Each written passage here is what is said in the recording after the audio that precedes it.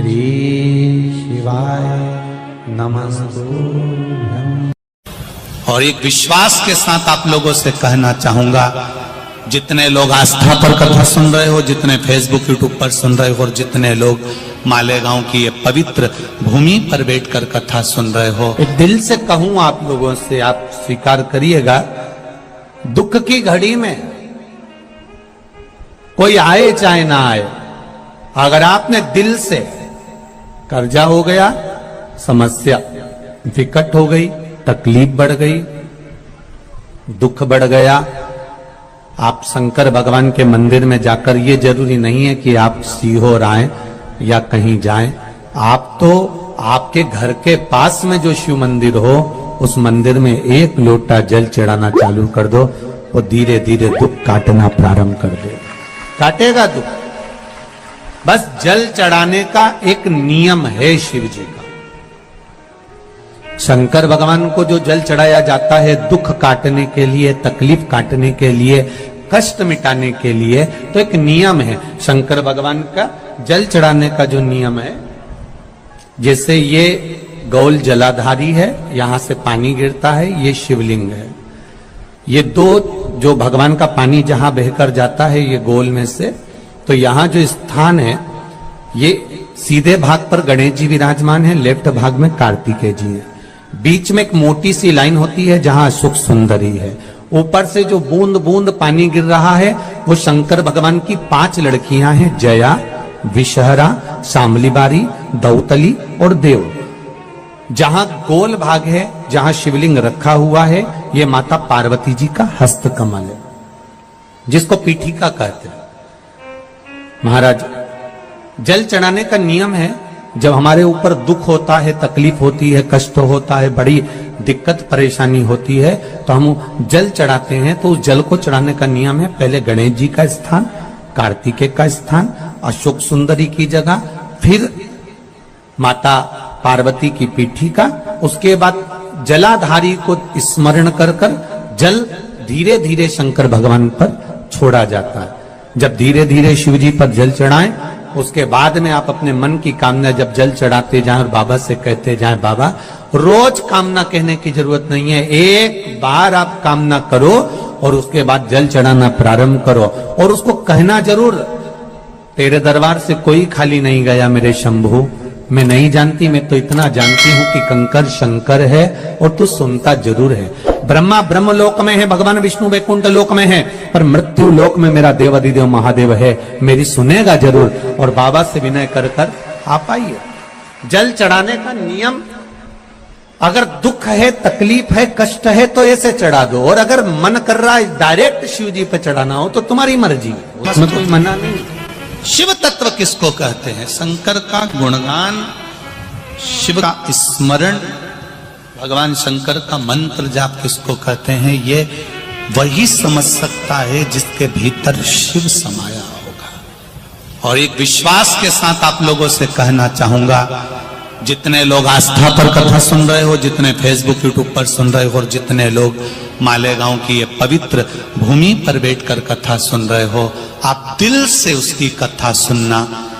इस वाणी का, इस व्यासपीठ का एक शब्द हो सकता है, हॉस्पिटल में पड़ा हुआ कोई व्यक्ति, कर्जे में डूबा हुआ कोई व्यक्ति, गलत व्यसन में पड़ा हुआ कोई व्यक्ति को आपके द्वारा निकली हुई वाणी से भी बाहर निकाल सकता है।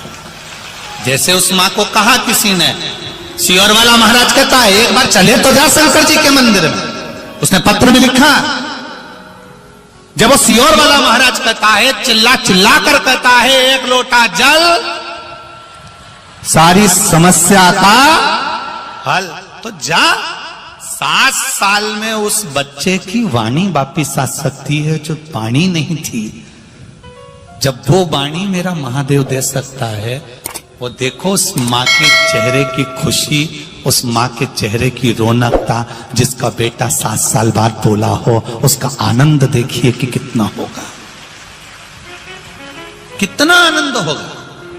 एक बात और अच्छे से समझ लीजिए, जो बच्चे चिड़चिड़े होते हैं, चाहे घर में बेटे हों, बहुएं हों, सास हो, ससुर हो, परिवार में छोटे छोटे बच्चे हों, चिड़चिड़ प्रवृत्ति करते हों या चिड़चिड़ा स्वभाव हो, जरा जरा सी बात में क्रोध आ जाता हो, बोलने का भान नहीं रह पाता हो, शब्दों के बाण चलते हो, तो महाराज प्रदोष के दिन, प्रदोष काल में बेलपत्री के पेड़ के नीचे एक जो पत्ता आपके पास में हो, पान का मिल जाए तो पान का, पीपल का मिल जाए तो पीपल का, बेलपत्र का मिल जाए तो बेलपत्र का, उस पत्ते पर मात्र थोड़ा सा शहद और 7 दाने चावल के रखकर घी का दिया लगा दो महाराज, और थोड़ा सा जल हाथ की अंजलि में लेकर भगवान देवाधिदेव महादेव का स्मरण कर कि इस बेलपत्री के वृक्ष के नीचे माता लक्ष्मी, पार्वती, सरस्वती विराजमान है। इसी बेलपत्री के पेड़ के नीचे मेरे देवाधिदेव महादेव का 12 ज्योतिर्लिंग का स्वरूप प्रकट है। उनका स्मरण कर जल चढ़ा दीजिए और उसका स्मरण कर लो जो चिड़चिड़ प्रवृत्ति करता, क्रोध करता, जिसको बोलने का भान नहीं होता हो, सम्मान नहीं देता हो, अपशब्द कहते हो, उनका स्मरण कर छोड़ेंगे। एकदम एक प्रदोष करेंगे, दूसरे प्रदोष तक तो आपको कोई दिक्कत ही नहीं। 2-3 प्रदोष कर देखिए, बाबा कृपा करें। 3 जगह पर अगर कोई बीमारी ऐसी हो गई कि वो समाप्त नहीं हो रही, बड़ी बड़ी तकलीफ, मतलब एक बार दवाई अगर चालू हो गई तो दवाई बंद ही नहीं हो रही है, तो उसके लिए आपको 3 जगह पर जल चढ़ाना प्रारंभ कर दो। मात्र 1 हफ्ते से ज्यादा चढ़ाना भी नहीं पड़ेगा।